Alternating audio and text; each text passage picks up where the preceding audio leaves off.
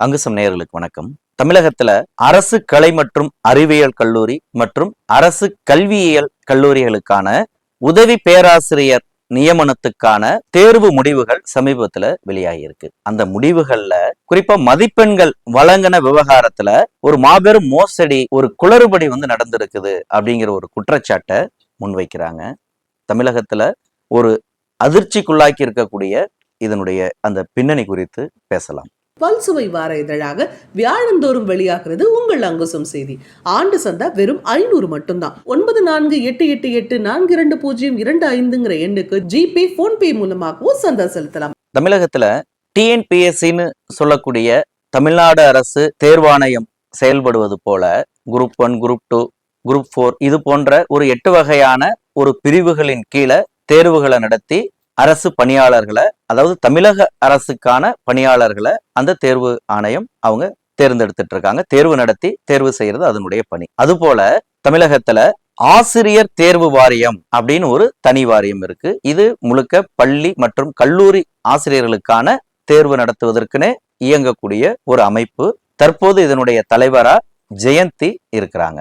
TRP ஆசிரியர் தேர்வு வாரியம் அப்படின்னு சொல்லக்கூடிய இந்த டிஆர்பி சர்ச்சையில சிக்கிறது அப்படிங்கிறது இது முதல் முறை கிடையாது. இதற்கு முன்னர் பல முறை தொடர்ந்து சர்ச்சையில சிக்கினதா தான் இருந்துட்டு இருக்குது. ஆனாலும் அந்த விவகாரம் முடிவுக்கு வந்த பாடல்ல அது தொடர்ந்துட்டு இருக்குது. 2017 கவர்மெண்ட் பாலிடெக்னிக் கல்லூரிகள்ல விரிவுரையாளர்கள் நியமனத்துக்காக ஒரு 1508 காலி பணியிடங்களுக்கான தேர்வை 1,33,000 பேர் தேர்வு எழுதினாங்க. 7/11/2017 முடிவுகள் வெளியானது. அதனுடைய மதிப்பெண்களை இணையத்துல பதிவேற்றம் செய்யறதுல மாபெரும் மோசடி நடந்துருச்சு, முறைகேடு நடந்துருச்சுன்னு ஒரு குற்றச்சாட்டு எழுந்தது. அதை தொடர்ந்து சிபிஐ விசாரணை நடத்தினதுல 2021 அவங்க குற்றப்பத்திரிகையை தாக்கல் பண்ணியிருந்தாங்க. இடைப்பட்ட காலத்துல 156 இடைத்தரகர்கள் உள்ளிட்டு பலரை இந்த வழக்குல சேர்த்து கைது செய்திருந்தாங்க. இப்ப தற்சமயம் அவர்களுடைய வீடுகள்ல ஈடின்னு சொல்லக்கூடிய அமலாக்கத்துறை அதிகாரிகள் ரெய்டு போயிருக்கிறாங்க. அப்ப இந்த 2017 நடந்த அந்த முறைகேட்டினுடைய தொடர்ச்சியா அமலாக்கத்துறை ரெய்டு நடந்த இந்த பின்னணியில தான் தற்போது இந்த மதிப்பெண் குளறுபடி, மதிப்பெண் வழங்குனதிலையும் சர்ச்சை அப்படிங்கிற விவகாரம் முன்னிலைக்கு வந்திருக்கு. தமிழகம் முழுவதும் இருக்கக்கூடிய அரசு கலை மற்றும் அறிவியல் கல்லூரிகள் மற்றும் கல்வியியல் கல்லூரிகளுக்கான அந்த காலி பணியிடங்கள் எத்தனை? 2708 காலி பணியிடங்களுக்கான தேர்வை நடத்த போவதா எப்ப அறிவிச்சாங்க? 14/3/2024 அறிவிப்பு எண் 2/2024 அப்படிங்கிற அறிவிப்புல முதலா வெளியானது. அதன் பிறகு அதுல பல்வேறு சட்ட சிக்கல்கள் எழுந்து அந்த நோட்டிபிகேஷன் ரத்து செய்யப்பட்டு நிறைவா 16/10/2025 ஏறத்தாழ ஒரு வருஷம் கழிச்சு 4/2025 அப்படிங்கிற அந்த அறிவிப்பானை என்னோட அந்த அறிவிப்பு வெளியானது. அதற்கான தேர்வு 27/12/2025 கடந்த டிசம்பர் மாதம் நடைபெற்றது. தமிழகம் முழுவதும் இருந்து 42,064 பேர் தேர்வை எழுதியிருந்தாங்க. இந்த தேர்வு முடிவுகளை பொறுத்த வரைக்கும் கடந்த பிப்ரவரி மாசத்துல ஒரு 5 பாடப்பிரிவுகளுக்கான முடிவுகள் அறிவிக்கப்பட்டது. இப்ப ஜூன் 25 எஞ்சியுள்ள 56 பாடப்பிரிவுகளுக்கான தேர்வு முடிவுகள் அறிவிக்கப்பட்டிருக்கு. இப்படி அறிவிக்கப்பட்ட இந்த தேர்வு முடிவுகள்ல தான் அவங்க மதிப்பெண்கள்ல ஒரு மாபெரும் மோசடியை நடத்திட்டாங்க அப்படின்னு குற்றம் சாட்டுறாங்க. என்ன பின்னணி? தமிழக அரசின் கீழே இயங்கக்கூடிய அரசு கலை கல்லூரிகள்ல பல்வேறு பாடப்பிரிவுகள் அப்படிங்கிறது நடைமுறையில இருந்துட்டு இருக்கு. தமிழ், ஆங்கிலம், கணிதம், இயற்பியல், வேதியியல், ஹோம் சயின்ஸ் சொல்லக்கூடிய பாடப்பிரிவுகள், கணினி அறிவியல், இது போல 61 பாடப்பிரிவுகளுக்கான உதவி பேராசிரியர் பணியிடங்களுக்கான அறிவிப்பு தான் வெளியாகி இருந்தது. அதற்கான தேர்வை தான் எழுதியிருந்தாங்க. அந்தந்த பாடப்பிரிவுகள்ல துறைகள்ல அவங்க மாணவர்கள் என்ன வேக்கன்ட் இருக்குதோ அதுக்கேற்ற மாதிரி அவங்க அப்ளை பண்ணியிருந்தாங்க. அந்த தேர்வை எதிர்கொண்டிருந்தாங்க. இப்ப 61 பாடப்பிரிவுகள் அப்படின்னு அது பொதுவுல இருந்தாலும் இந்த தேர்வை நடத்துற டிஆர்பின்னு சொல்லக்கூடிய ஆசிரியர் தேர்வு வாரியம் இந்த தேர்வை நடத்துறதுக்குன்னு ஒரு வழிமுறையை அவங்க பின்பற்றுறாங்க. என்ன வழிமுறை? இந்த எக்ஸாம் அப்படிங்கிறது காலையில 1, மாலையில 1 ஒரே நாள்ல நடக்குது. தாள் 1, தாள் 2 தாள்களை கொண்ட தேர்வு. தாள் 1ல பார்ட் ஏ, பார்ட் பி, பகுதி A, பகுதி 2 இருக்கு. இந்த தாள் 1ல பார்ட் 7 மொழி பாடம், அதாவது தமிழ் மொழி அறிவு அப்படிங்கிறது கட்டாயம். அவங்க ஆங்கில பிரிவா இருக்கலாம், அறிவியல் பிரிவா இருக்கலாம், வேதியியல், விலங்கியல், எந்த பாடப்பிரிவை அவங்க கொண்டவர்களாக இருந்தாலும் இந்த தாள் 1ல பார்ட் 7 அந்த மொழி பாடம் அப்படிங்கிறது அவங்க கட்டாயமாக அதை எழுதணும். அதுல வழங்கக்கூடிய அந்த 50 மதிப்பெண் அப்படிங்கிறது மதிப்பீட்டுல எடுத்துக்கொள்ளப்படாது, ஆனா கட்டாயம். இது ஒண்ணு. அடுத்து அதே தாள் 1ல பார்ட் பி, அதுல 100 கேள்விகள் அந்த துறைவாரியா கேட்கப்படுது. அதுல ஒரு கேள்விக்கும் 1.5 மதிப்பெண்கள், மொத்தம் 150 மதிப்பெண்கள். இந்த தாள் 1 பார்ட் ஏ பார்ட் பி இது ரெண்டுலயும் பிரச்சனை கிடையாது. இது ரெண்டுமே காலையில நடந்து முடிஞ்சிருது. இது எல்லாமே அந்த கொள்குறி வகை கேள்விகள் அப்படிங்கறதுனால அந்த 4ல 1 அவங்க சூஸ் பண்ற மாதிரி தான் இருக்கும். கேட்ட கேள்வியில தவறு இருந்தாலோ அல்லது இந்த கேள்விக்கு இதுதான் விடை அப்படின்னு முடிவு செய்யறதுல ஒரு முரண்பாடு வந்தாலோ அது எல்லாமே அந்த சரி செய்யக்கூடிய ஒரு விவகாரமா, அது வெளிப்படையா நடக்கக்கூடிய ஒரு விவகாரமா தான் அது இருக்கு. ஏன்னா இது எல்லா தேர்வு முறைகள்லயுமே இந்த முறை தான் பின்பற்றப்படுது. இந்த கேள்விக்கு இதுதான் விடை அப்படின்னு முதல்ல அவங்க அறிவிச்சிருவாங்க. அதுல யாருக்கேனும் ஆட்சேபனை இருந்ததுன்னா அவங்க கிளைம் பண்ணலாம், அதை மாத்தலாம். இது தேர்வு முடிவுகள் வெளியாவதற்கு முன்பாகவே இந்த நடைமுறை அப்படிங்கிறது இருக்கும். அதனால இது கொள்குறி வகை அப்படிங்கிறதுனால இது வெளிப்படைத்தன்மையா நடக்கிறதுனால இதுல எந்த பிரச்சனையுமே வரல. இங்க பிரச்சனையே தாள் 2ல தான் தொடங்குது. தாள் 2 அப்படிங்கிறது அவங்க இந்த 61 வகை பிரிவுகளை சேர்ந்த மாணவர்களா இருக்கலாம், ஆனா அவங்க எல்லாருக்குமே பொதுவான கேள்விகள் தான் இதுல இருந்து கேட்கப்படும். 5 கேள்விகள் இந்திய அரசியல் அமைப்பை பற்றி இருக்கலாம், இந்திய வரலாறை பற்றி, சூழலியல், அரசின் திட்டங்கள், இந்திய பொருளாதாரம், இப்படின்னு பொதுவான தலைப்புகளில் இருந்து 5 கேள்விகள் கேட்கப்படும். 5ல நீங்க ஒரு கேள்விக்கு விடையளிச்சா போதும். அத நீங்க ஒரு 300 வார்த்தைகளுக்கு மிகாமல் ஒரு கட்டுரையா விரிவான விளக்கமா நீங்க அதை எழுதணும். அந்த ஒரு கேள்விக்கு உங்களுக்கு 50 மார்க். இதன் பிறகு அந்த உதவி பேராசிரியராக அவர் வேற ஏதேனும் கல்லூரியில பணியாற்றிட்டு இருந்தாரு, அந்த பணியாற்றிய அனுபவம் அவங்களுக்கு இருக்குதுன்னா அவங்களுக்கு அதன் அடிப்படையில ஒரு 15 மதிப்பெண்கள் அவர்கள் பணியாற்றிய காலத்தை கணக்கிட்டு அந்த மதிப்பெண்கள் அவங்களுக்கு வழங்கப்படுது. அதன் பிறகு நேர்முக தேர்வுல ஒரு 15 மதிப்பெண். ஆக மொத்தம் 230 மதிப்பெண்களுக்கான அந்த தேர்வு முறை அப்படிங்கிற ஒரு ஸ்ட்ரக்சரை ஆசிரியர் தேர்வு வாரியம் இந்த தேர்வு நடைமுறையா பிக்ஸ் பண்ணியிருக்கிறாங்க. அதாவது தொகுப்பா சொல்றதுன்னா தாள் 1க்கு 200 மதிப்பெண்கள், பார்ட் ஏக்கு 50 மதிப்பெண், பார்ட் பிக்கு 100 கேள்வி, ஒரு கேள்விக்கு 1.5 மதிப்பெண், 150 மார்க். இதுல 200 மார்க்குக்கு அவங்க எக்ஸாம் வச்சாலும் பார்ட் ஏல வாங்குற 50 மார்க்க கணக்குல எடுத்துக்க மாட்டாங்க. அதனால பார்ட் பில இருக்கிற 150 மார்க் தான் அதுல கணக்கீடு செய்யப்படும். அடுத்து தாள் 2ல ஒரே கேள்வி, ஒரு கேள்விக்கு 50 மார்க். அப்ப 150 கூட்டல் 50 200. அதன் பிறகு எக்ஸ்பீரியன்ஸுக்கு 15 மார்க், இன்டர்வியூக்கு 15 மார்க், ஆக மொத்தம் 230 மார்க். இதுல வாங்குற மார்க்கை வச்சுதான் ஆட்களை அவங்க முன்னுரிமை அடிப்படையில அந்த தரவரிசை பட்டியல் அடிப்படையில தேர்வுக்கு அடுத்த கட்ட அந்த சான்றிதழ் சரிபார்ப்பு மற்ற விஷயங்களுக்கு அவங்க அழைக்கிறாங்க. இதுல என்ன சிக்கல், என்ன பிரச்சனை நடந்திருக்குது அப்படின்னு என்ன சொல்றாங்கன்னா, இந்த பார்ட் இந்த தாள் 2ல விளக்கமான விடையளித்தல் அப்படிங்கிற அந்த விவகாரம் தான் சிக்கலுக்குரியதா இருக்குது. காலையில நடந்த எக்ஸாம்ல தாள் 1ல பார்ட் பில 150 மார்க்குக்கு எழுதின அந்த தேர்வுல அவரு 100 மார்க்குக்கு மேல வாங்குறாரு. 101, 110, 102 அந்த மாதிரி 100க்கு மேல, 100க்கு குறையலன்னு வச்சுக்கீங்க.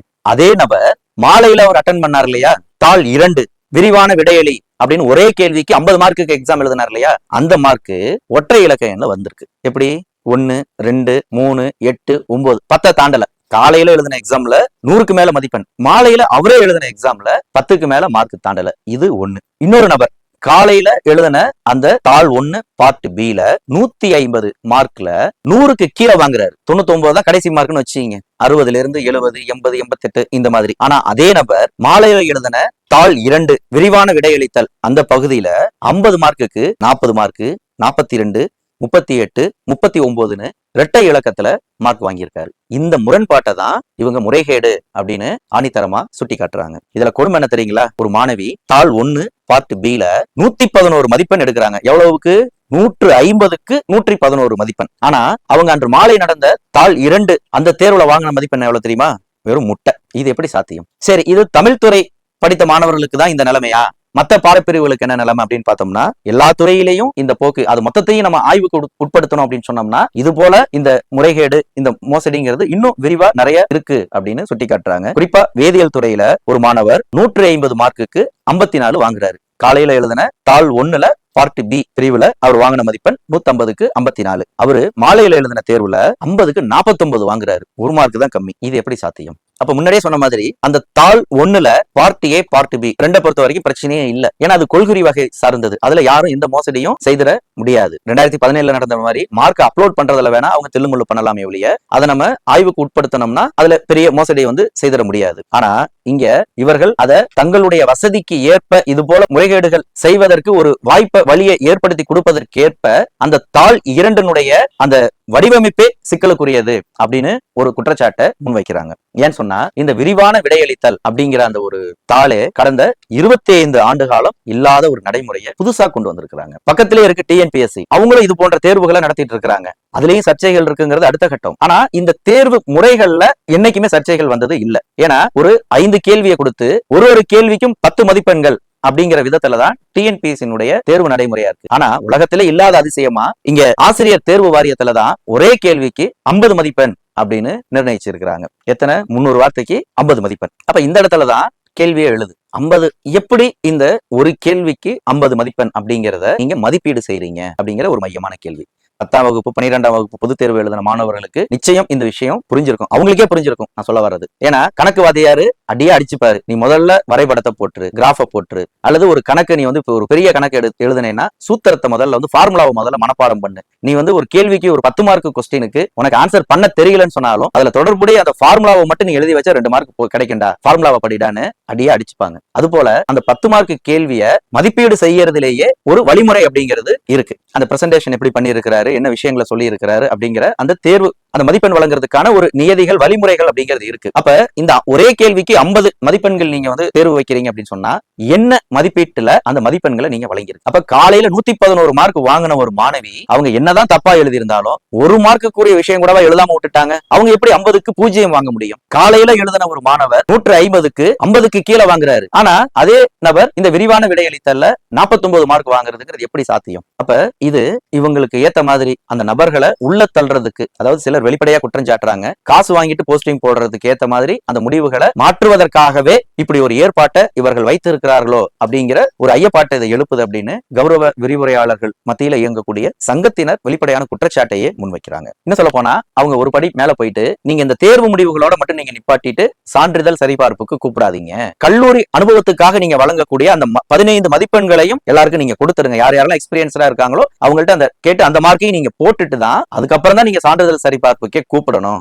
ஏன்னா இதுக்கு முன்னாடி நடந்த விவகாரத்துல சான்றிதழ் சரிபார்ப்புக்கு முன்னாடி அவருடைய பணி அனுபவத்துக்குன்னு 11 மதிப்பெண்கள் வழங்கப்பட்டிருந்த நிலையில சான்றிதழ் சரிபார்ப்புக்கு பிறகு அவருடைய பணி அனுபவத்துக்கான மதிப்பெண் 13ஆக மாறி இருக்கு. இது எப்படி மாற வாய்ப்பு இருக்கு? அவர் நேர்முக தேர்வு தான் அட்டன் பண்றாரு. அப்ப நேர்முக தேர்வுல இருக்கக்கூடிய மதிப்பெண்கள் மாறுதலுக்கு உட்பட்டது. மாறுதலுக்கு உட்பட்டதுன்னா அது அவங்களுடைய பெர்ஃபார்மன்ஸை பொறுத்து அது அப்போதைக்கு நியமனமாகுது. ஆனா இந்த பணி அனுபவங்கிறத பொறுத்த வரைக்கும் சான்றிதழ் சரிபார்ப்புக்கு முன் சான்றிதழ் சரிபார்ப்புக்கு பின் அப்படின்னு மாறுவதற்கான அடிப்படை ஏதாவது இருக்குதா அப்படிங்கிற ஒரு மையமான கேள்வி இருக்குது. அப்ப இந்த முறைகேட்டையும் தடுப்பதற்காக நீங்க இந்த கல்லூரி பணி அனுபவத்துக்கான மதிப்பெண்களையும் கொடுத்துட்டு தான் நீங்க அடுத்த ப்ராசஸ்க்கு போகணுங்கிற ஒரு கோரிக்கையையும் முன்வைக்கிறாங்க. மொத்தத்துல இந்த விவகாரத்துல தற்சமயம் டிஆர்பி நடத்தின இந்த அரசு கலை மற்றும் அறிவியல் கல்லூரி மற்றும் கல்வியியல் கல்லூரிகளுக்கான உதவி பேராசிரியருக்கான அந்த தேர்வை முழுசா ரத்து பண்ணணும். ஒரு நீதிபதி தலைமையில இந்த முறைகேடு குறித்து விசாரணை நடத்தணும். விசாரணை முடியற வரைக்கும் யாருக்கும் எந்த போஸ்டிங்கும் நீங்க போடக்கூடாது அப்படிங்கிற ஒரு கோரிக்கையை முன் வச்சிருக்கிறாங்க. இந்த கோரிக்கை குறித்து தமிழக அரசு